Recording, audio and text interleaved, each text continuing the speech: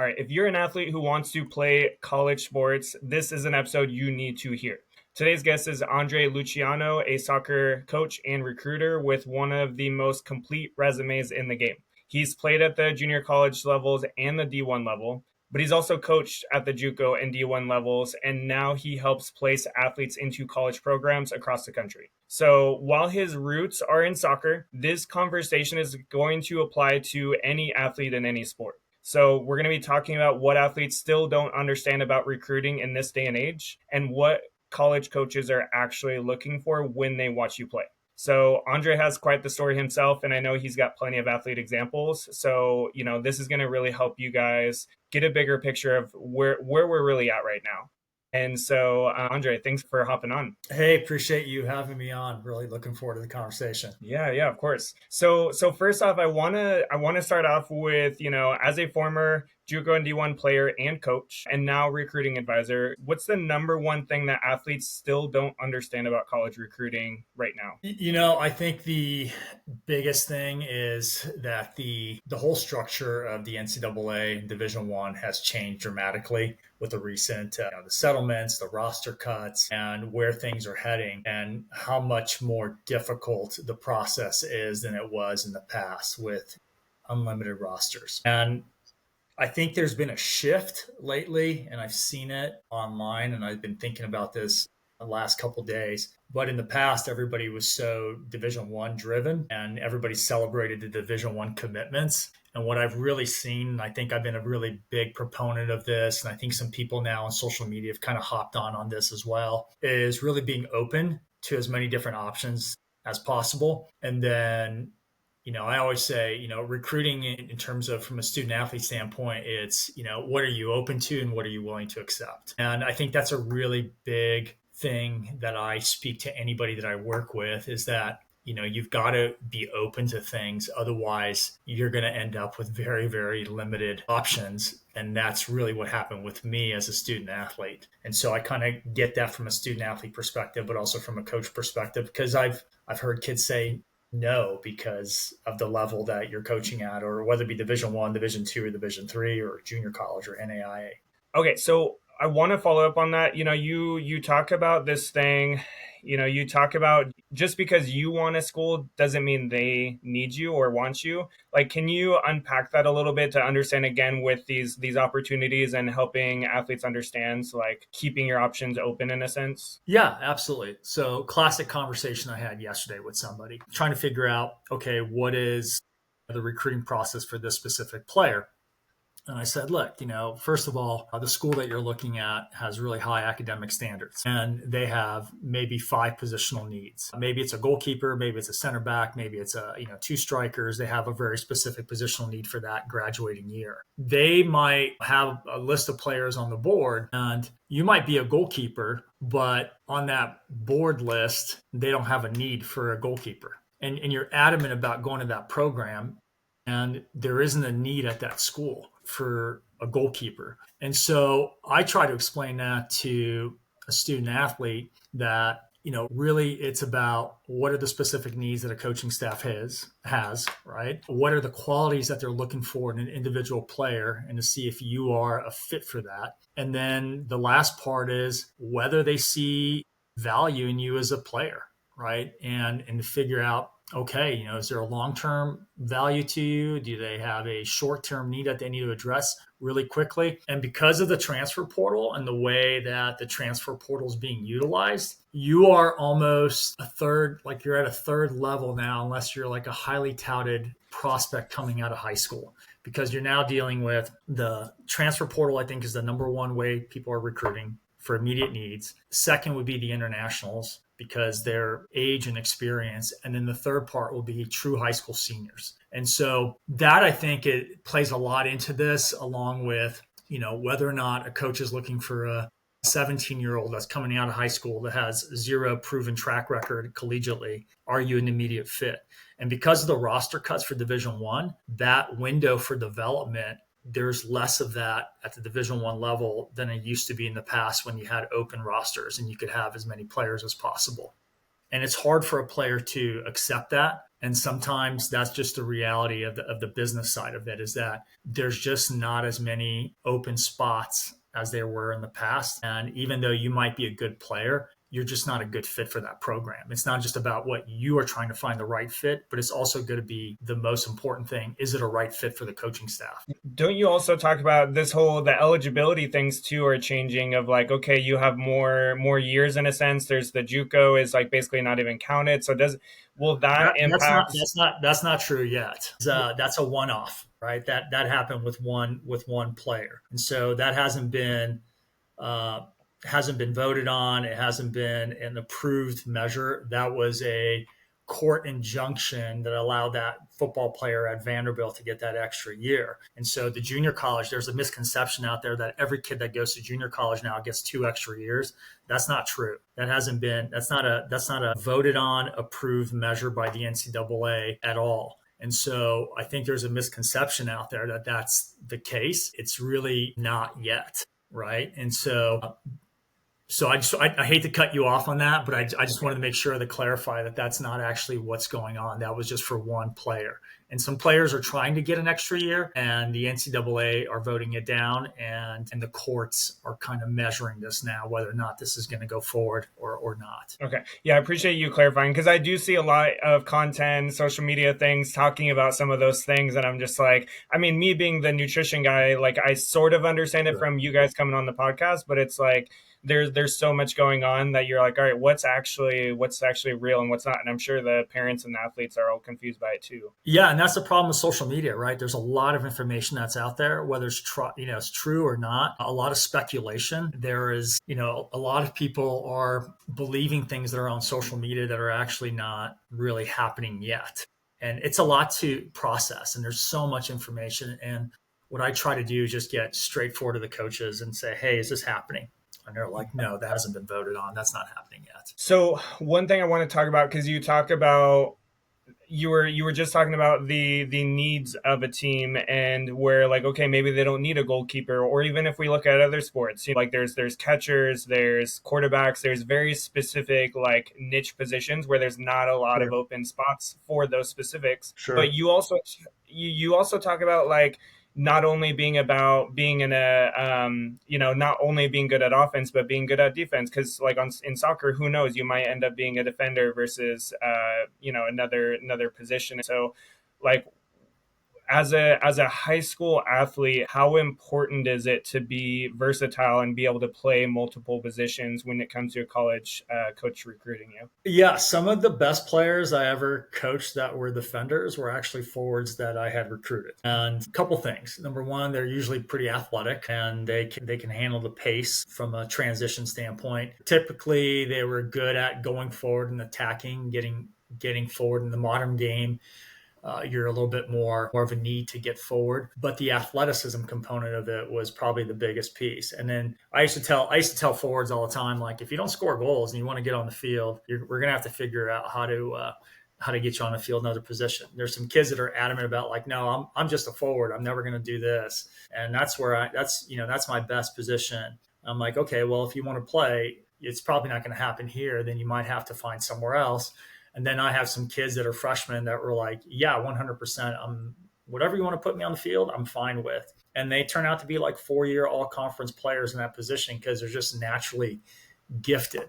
I think for any player that has a goal of getting on the field, they need to figure it out. Like, okay, if I have an opportunity, if there's a window there, let me take it and let me run with this as much as possible. But obviously there's some specialty positions that are tough to transition out of. You're not asking a point guard, in basketball that's 6'1" to play as a center in a league that requires you to be 6'11", right? You're not putting a 180-pound wide receiver as a lineman, right? And so there's certain positions that you require it, but I think any student athlete, the word that I would say, you got to be opportunistic and you got to take the advantage, of whatever opportunity you get to get on the field. Yeah.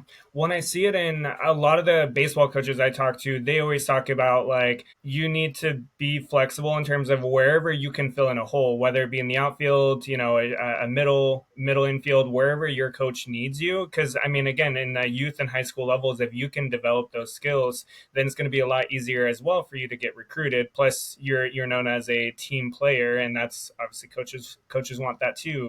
I like that you mentioned too the basketball, because you can also think about it the other way around of maybe in high school you were one of the tallest kids on your team, so you played a forward or a center or something like that, but then you got to set up as a guard maybe in college because you're not as tall as everybody else. So it's like Yeah, some of 100%. those things where so you might find a new position. You never know. Yeah, and I always think that developing a skill set is really Mhm. important. Like, for soccer, obviously, the fundamental skill set is your ability to have ball control, right? To be able to handle the ball at your feet. And so, if you're a really good soccer player in terms of technically, you're probably going to be able to adapt, to different positions if you have the right frame of like thought process, and you also have the right athleticism for that specific position. And so I think in basketball, I mean, I don't see too many basketball players that can't dribble. I don't see a lot of that, and I don't see a lot of volleyball players that can actually pass.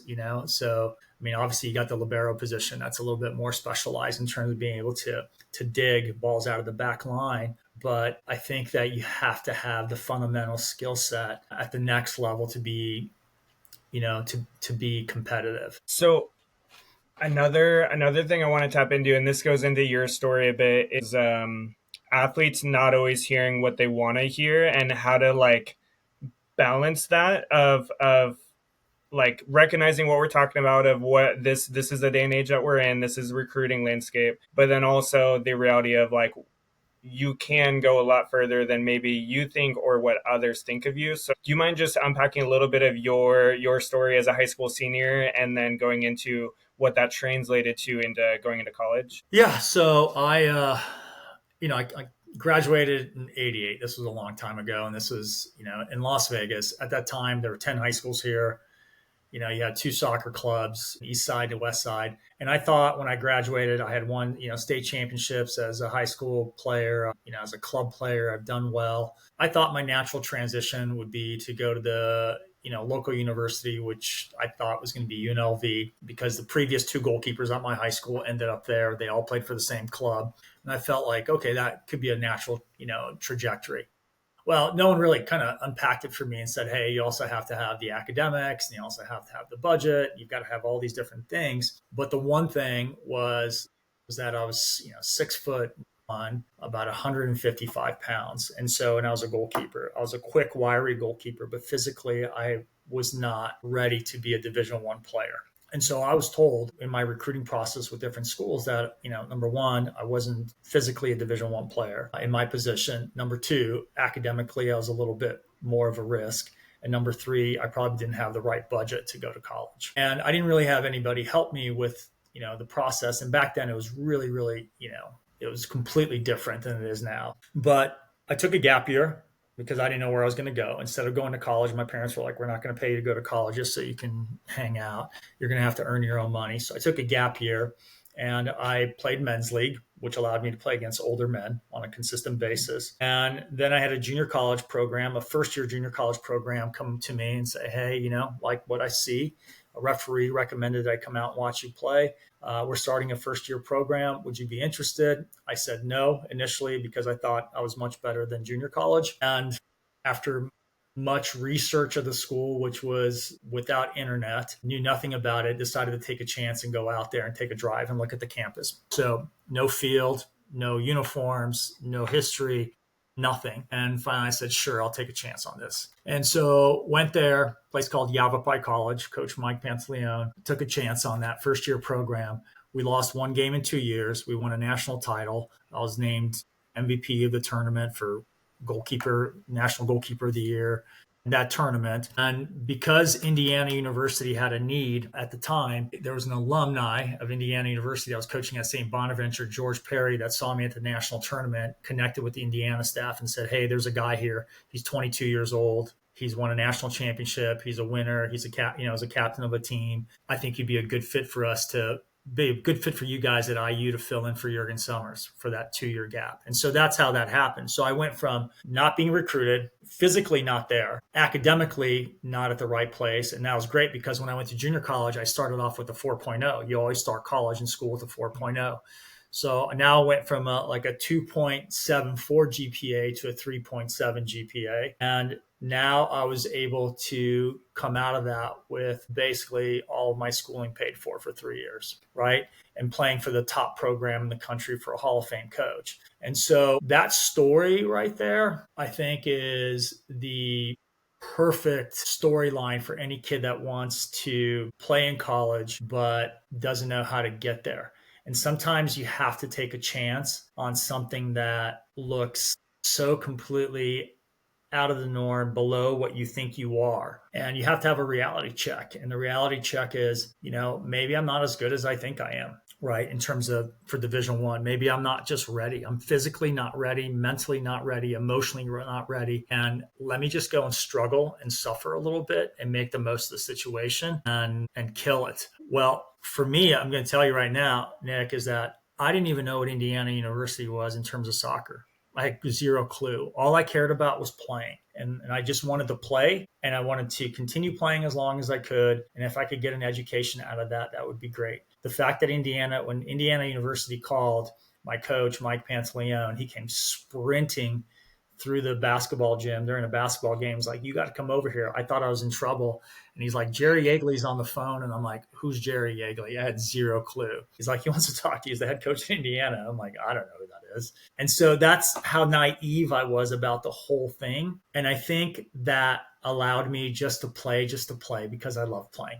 And I think kids now are so dialed into, I play to get recruited versus I play because I love the game. And if I'm talented, I will find a place, right? Someone's going to find me if there's some help. And I think that's the shift that I think a lot of kids have to kind of get into is stop playing to get recruited, play to be exceptional at what you do. And if you do that and you win, you'll find something will happen out of that. Wow. That is really good. So I love your story, and I know Don actually talked snippets about it when he was on the podcast, but I really like how you tell it, and I really like you talk about the playing to be recruited versus playing to be excellent. So like, and I hear this, we hear this in the business space, we hear this in so many spaces of like, focus on getting really good at thing, focus rather than trying to get the recruiting or get the outcome. Focus on that process essentially. How can athletes in this day and age with social media and everything going on focus on being excellent versus being recruited? I think everybody talks about, well, platforms this, platforms that. Yes, I think platforms are a massive part of this, because the reality is that people have to understand is that universities have budgets that they have to uphold, and not every university has a massive budget to travel wherever they want to, hop on a plane and on a private plane if they need to go watch a player play. And so the coaches will naturally gravitate where the most amount of talent is pooled, whether that's locally, regionally, or from a national standpoint. But when you're in those events, you have to be a player that stands out. And I'll give you a great example of this. I just took 4 boys from the West Coast and one from Florida to a camp, like a major camp to go to, so they can get seen by college coaches. And the feedback that I gave them before the camp start was, remember, you're here not to compete against other 17-year-olds, the rest of the campers. Remember that you are here to put yourself in a light that tells a college coach is that this player is ready to compete with my current roster. And that's the part I think people forget, is that when they're in these showcase events and they're in games, you have to stand out. Like if you're a forward, you have to stand out. You have to create, you have to score goals, you have to dominate your position. If you're a goalkeeper, you've got to be exceptional. Everything that you do has to be perfect. If you're a defender or a center mid, if you're a baseball player, you have to limit your errors. You have to be so accurate. If you're a football player, your routes have to be perfect. And so I think understanding that you're not just at an event to showcase yourself. You actually have to be exceptional with the 22 other players that are on the field, and you have to stand out. And if you do that, things will happen. If you can't stand out, and a great example of this is someone telling me, a player that I worked with, the parent saying, I don't understand why my kid is not getting recruited by all these Power Four schools. And I said, and all these other players on her team or his team are getting recruited by all these schools. And I had to turn around and just say, your kid has every single opportunity to play in front of all these coaches because other players on the team are getting recruited. Perhaps the reality is that they're not at the level that those coaches are looking for. And so maybe you need to pivot out of this P4 mentality or Power 5 mentality and start being open to some mid majors. And that is reality. If everyone on your team is getting recruited by all these coaches and you're not, maybe you're not at that level, and that you have to accept that and you have to be okay with that. And there's nothing wrong with that, of saying, you know what, I'm still playing in college, and that's okay. It's okay to do that. And so, like I said in the beginning, it's like, what are you open to and what are you willing to accept really is pertinent to excellence. Maybe you're excellent for a mid-major Division 1, or maybe you're going to be exceptional for a Division 2 school or for Division 3 school, for an NAIA school or for a junior college, but maybe you're just going to be average for a Power 5 because they have every kid in the country wants to get recruited by that school, right? And so at 18, 19, I was an average player. At 22, after getting 43 college games in me, a national championship, now I became exceptional in my position. And now I was a commodity that was needed. Dude, that's good. There's so much there that, again, so many of these athletes and parents need to hear and process and just acknowledge. I mean, like you said, with the tougher landscape, and then adding on to like, okay, like where are you truly at right now? And one thing that I talk a lot about is, I use mountain analogies with this, but you have kind of the peak of the mountain, you have your full potential as an athlete, and you may not be a Mount Everest, but you're a Mount something. Like you have some sort of potential. Most athletes are way down here. They're nowhere near their full potential. And there's this gap, and it's like, how do you fill that gap? And so a lot of these athletes may have that D1 potential or Power 4 potential, but they don't put in the work of it. And I know this is one of the things that drives you crazy is, they have these D1 goals, but not these D1 standards and habits. What would you say are some of the habits and the standards of a D1 level athlete or an athlete playing at their full potential? Well, I think you got to be a complete player, right? I think not only do you have to have the technical ability, the tactical awareness, the physical component, right, to be elite, but there's also the mental aspect of it is, I think, what really separates, players. Your ability, like I would say every team I've been on, I've been a captain, every single team. And it was whether or not, it wasn't just like, I was a rah-rah kind of guy or anything like that, but I was able to figure out like, okay, in this moment right here, can I step up and raise my own personal game, right? And I think that's the thing that coaches really want. They want winners. They want people that can step up and they can, when push comes to shove, they can win. And, my coach at Indiana, Jerry Egley, used to talk, he quoted Kipling so much, the Jungle Book, the Law of the Jungle. And like, it's ingrained. I even have a stupid tattoo on my leg with a wolf paw, it's just crazy. It just got boom, boom, boom. But now I think about it later, it's so true, right? Because, the pack is only as strong as the wolf and the wolf is only as strong as the pack. But in that analogy right there, there's also 3 levels of wolves. There's the lead wolf that's willing to go on the, put his life on the line or her life on the line to lead the pack through adversity, right? You got the middle of the pack that's just followers. They're just followers. And then you have some that are straying in the back. And then the most important person or the most important wolf in all of this is the person that is in the back that doesn't allow the rest of the pack to stray, is the driver, is the pusher. I feel like if you're just a follower, you're going to be average. You're just going to, you're going to follow. If you're the driver, if you're the person to say, hey, I'm the risk taker, I'll take a chance, I'll do this, you're going to be the leader of that team. And you can be negative or positive, right? You have different ways of doing it. But I really think it's that person in the back that's willing to say, you know what, I don't care if I'm getting the minutes on the field. I don't. But what I do care is that the team succeeds. And I'll make sure that no one falls behind. And I think that was more of my role, is that I made sure that whatever needed to be done was done. And I made sure that everybody that was around me, I would try to raise their level around me. And so small-sided games, training, I was uber competitive. I hated to lose more than I would love to win, right? Which is that old phrase. But I also wanted to make sure that the people that were with me weren't miserable in the process. And that's really important. And when I train kids and I see kids, I put kids under pressure all the time. And I talk about, like, hey, you got to be able to compete under pressure. How do you respond? And, it's not to demean, but it's like, to demand more. And I look for little traits. Like if you're cutting corners and you're taking, little breaks here and there, that's a character trait, right? If you're, so I think that coaches are really looking for like that kid that can be just be like, man, this kid can be the foundation. They can be the cornerstone, to what we're trying to build here. And without those cornerstones, there's no foundation. Right. And so it's really important that you dial into what the coaches are looking for, which is character, mentality. Are you physically, do you take care of yourself all the time?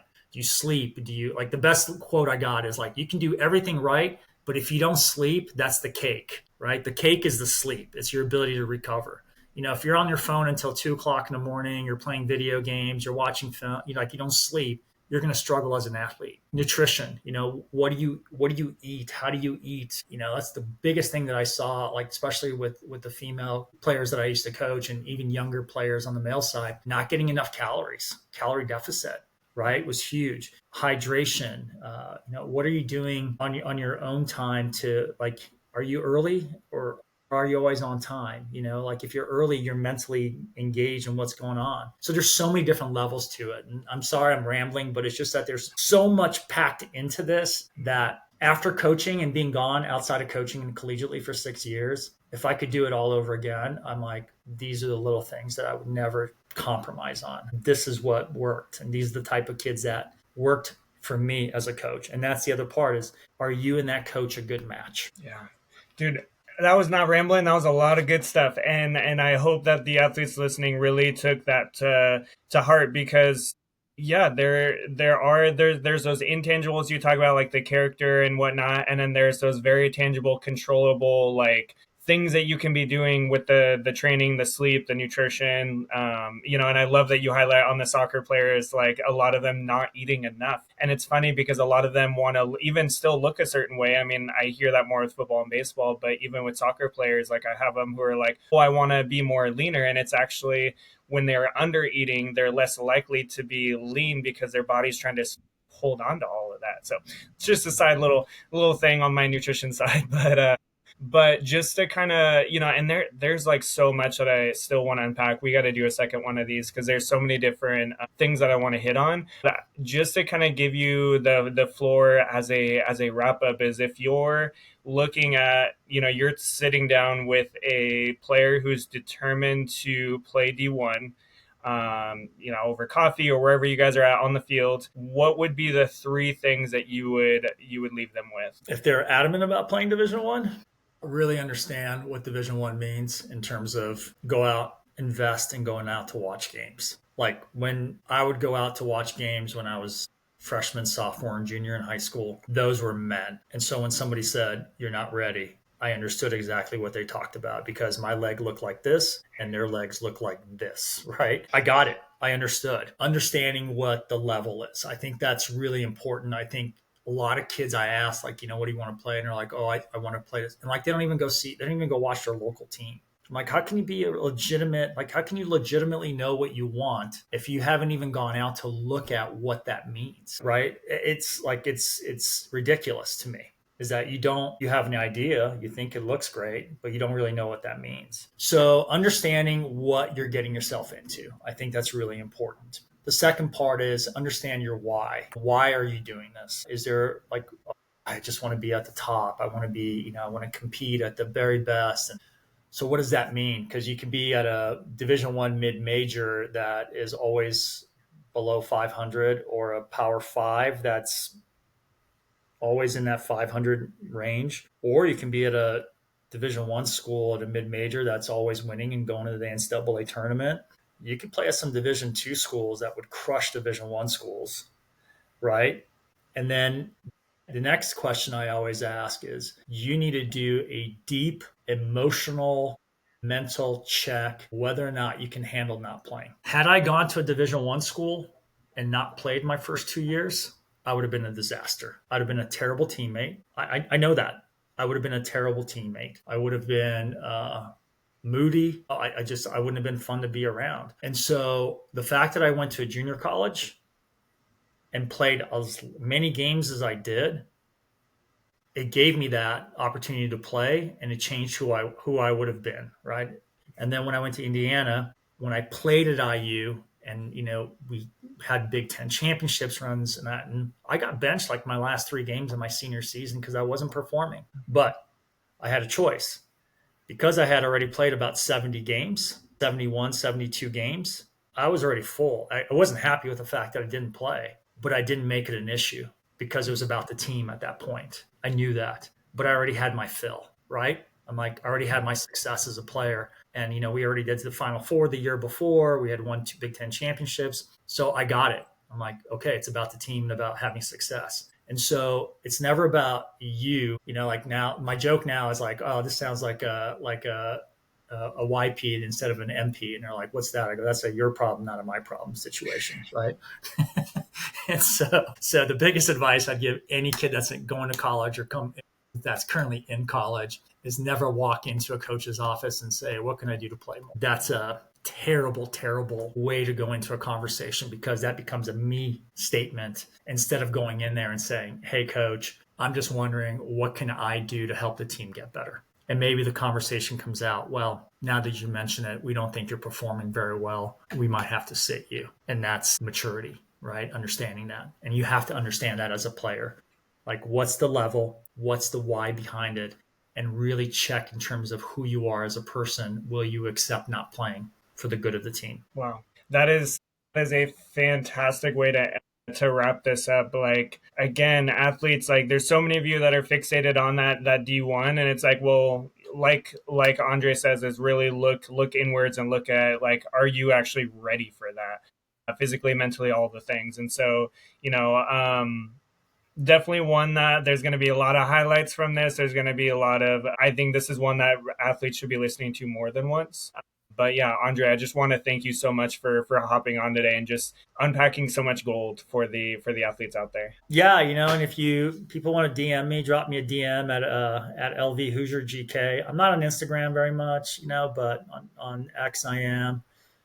Feel free to reach out. I just think that there's a lot of